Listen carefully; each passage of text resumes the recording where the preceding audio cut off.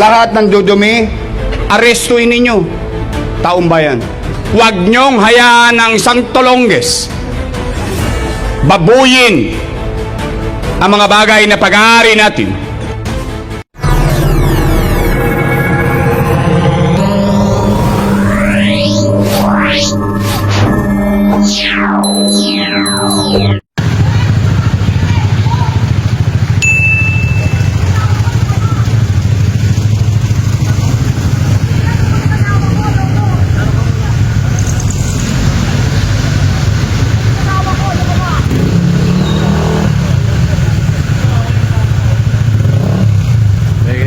Kawawa yung bata.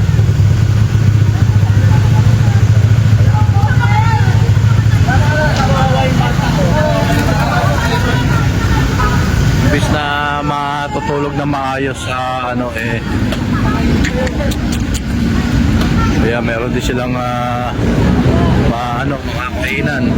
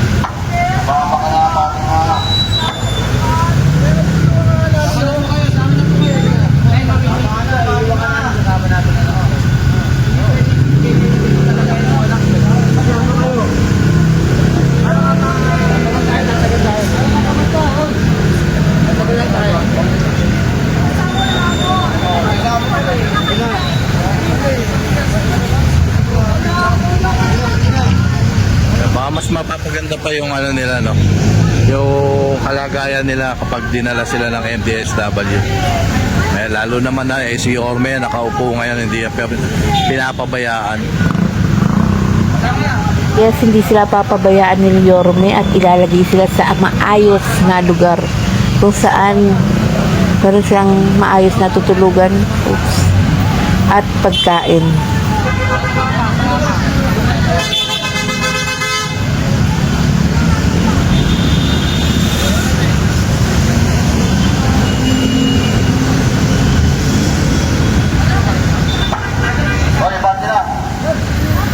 Meron palang bandage dito sa paa si nanay. Ayan, oh.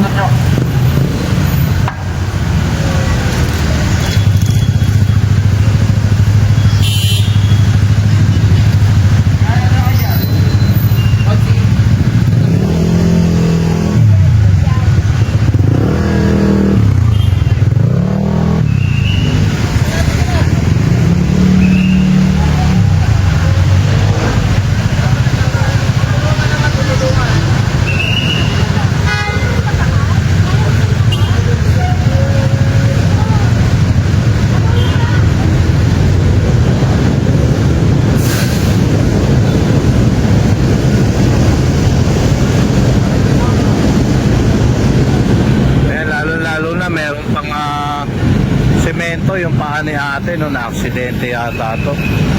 So mas mapapaganda yung kalagayan nila.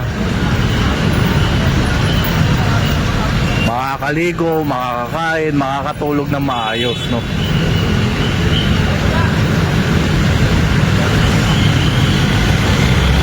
Kaya na naisakay na sila. Mga kabungasis, welcome back again to another vlog. Ito po si Busilak's Diary. Hatid ang mukha ng balita. Kasama po natin MDSW led by Director J. De La Fuente.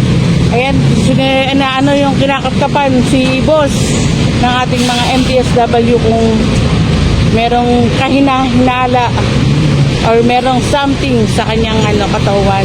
And ito nga po, i-rescue si Sir. Ito po yung pamahalaan ng ating lungsod ng Maynila. Huwag sana po kayong magalit, lalo na sa mga nire-rescue, dahil nga po, binibigyan po kayo ng maayos na matutulugan, pagkain. Hindi po kayo pwede sa kalsada o sa bangketa o sa Center Island. Dahil po, iniisip po ng ating butihing Mayor Slo Moreno, ang kaligtasan nyo po.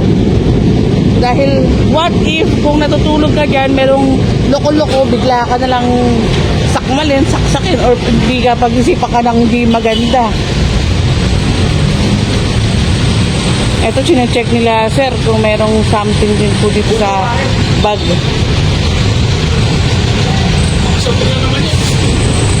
Hindi na napahuli natin.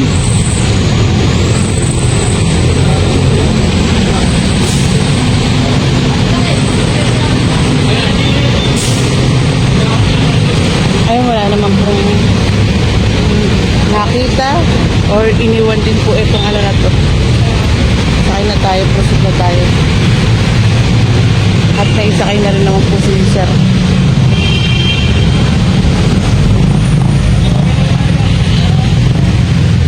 May assistant po tayo mga kapulisan sa ating operation. At panoorin yung bawat upload natin. Lagi tayong updated sa mga video tayo. Pero upload ito mga na rescue na nga rin po yung mga nandito at yung mga nandito pa. Kaya panoorin yung bawat upload din po natin. Continuation tayo. Abinida na tayo mga kapulisan. Ito kasama rin po natin ng DPS. Uy, may na pala dito si tatay.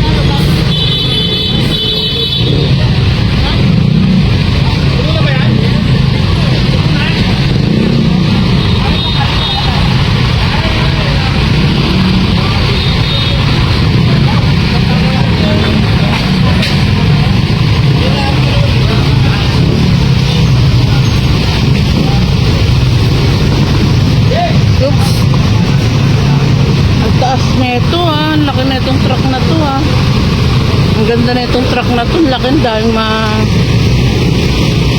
kukuhang mga basura.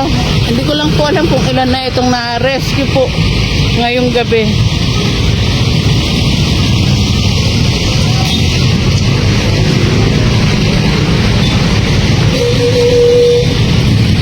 Debega na tayo mga kabusis.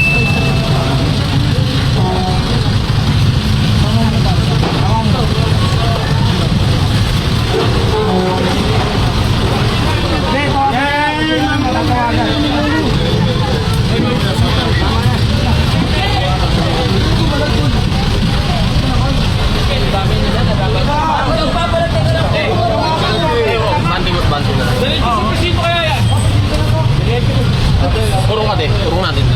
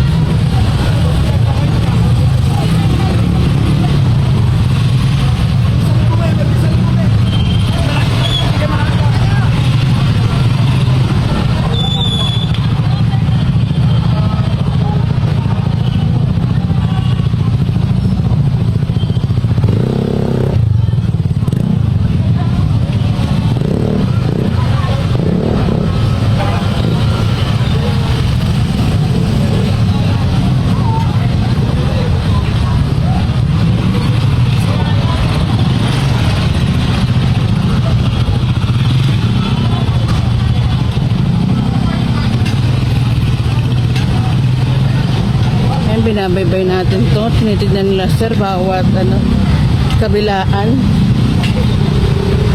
Left, right. Kung meron mga dapat i-rescue po.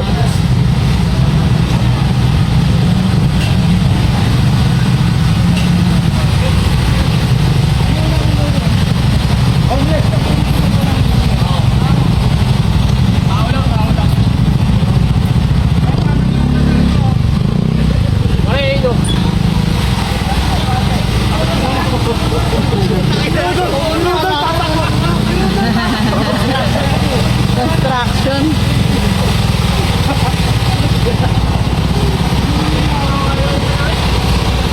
Kawawa naman yung mga construction.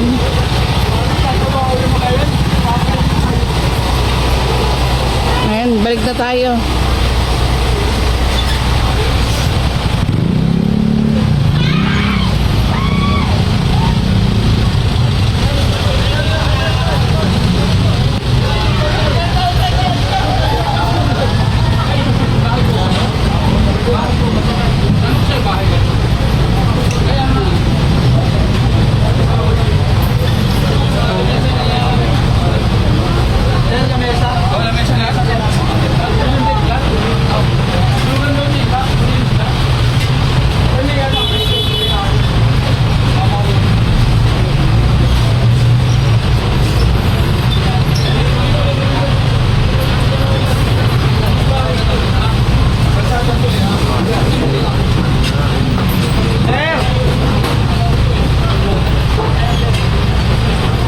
Sabi ni sir, hindi pwedeng tulugan nga rin po itong pwesto na ito.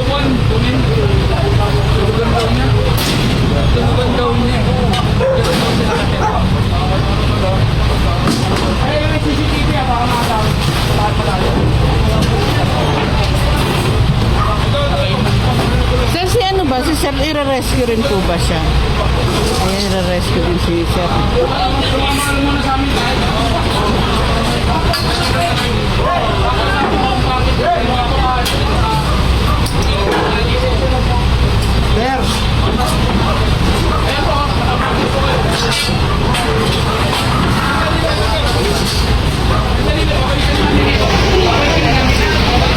Ayan, ibabalik din si sir daw dito. Ano lang proper documentation. At kung walang pamilya at gusto ni sir na umuwi sa pamilya niya, tutulungan po siya ng MDSWD na makauwi sa kanyang pamilya, bibigyan ng pera para makauwi.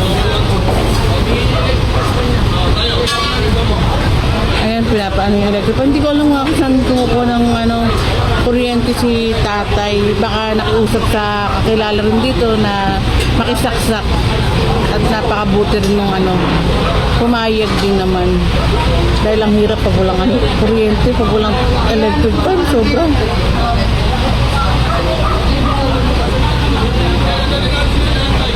Hindi ko rin alam kung nasan yung pamilya ni tatay. Ayun ang mga itatanong kay tatay kung bakit din siya nandito sa may bangketa na ninirahan. Kasi may electric pan, tapos may higaan eh. Ayan, bigay din po yung damit ni tatay. Dala yung electric pan din niya. Ayan, tine-check din kung may kahina-hinala, wala, malinis naman po. Nasaan bahay?